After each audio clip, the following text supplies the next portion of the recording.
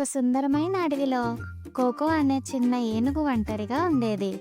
ఆ కోకో అందరినీ స్నేహితులుగా చేసుకోవాలనుకునేది.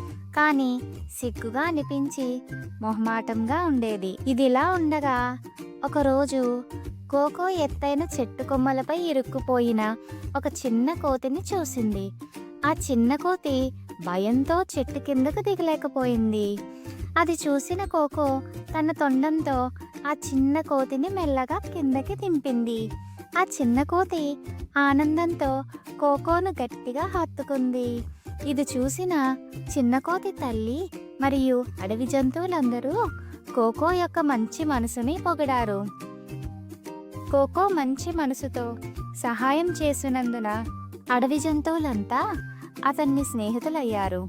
అందరూ కలిసి సంతోషంగా ఆడుకున్నారు. తరువాత ఇంకెప్పుడు కోకో ఒంటరిగా లేనే లేదు. మనసు మంచిగా ఉండి ఇతరులకు సహాయం చేస్తే నిజమైన స్నేహితులను సంపాదించుకోవచ్చు అనేది ఈ కథ ద్వారా మనం గ్రహించవచ్చు. సబ్స్క్రైబ్.